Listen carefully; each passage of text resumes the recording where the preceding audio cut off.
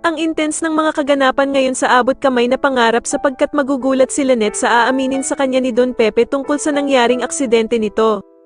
Dito nga ay magigising na si Don Pepe at saktong dadalaw nga si Lynette sa kanya kaya naman ay agad niyang sasabihin kay Lynette na si Zoe ang tumulak sa kanya sa bangin kaya siya na aksidente.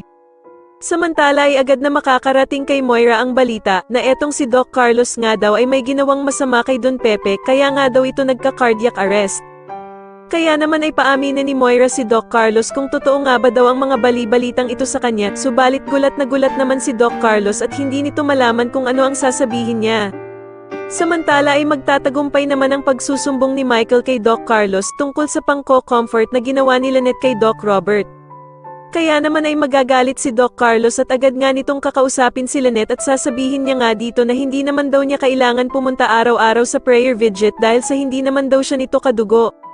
Dagdag pa nga ni Doc Carlos na mas maiintindihan pa nga daw niya kung si Annalyn ang palaging pupunta doon dahil sa kadugo naman daw niya si Don Pepe. Wala namang magagawa si Lynette kundi ang sumunod na lamang sa mga gusto ni Doc Carlos para hindi na lamang sila mag-away na dalawa. Sa kabilang banda naman ay tuluyan na ngang nagmatch ang mga fingerprints ni Zoe sa mga medical supplies na nakuha ng pulis sa hideout ni Balahaja. Subalit sa kasamaang palad nga ay agad na makakarating din ito sa bruhang si Moira, kaya naman ay gagawa na naman ito ng paraan para malusutan ang problema nilang ito.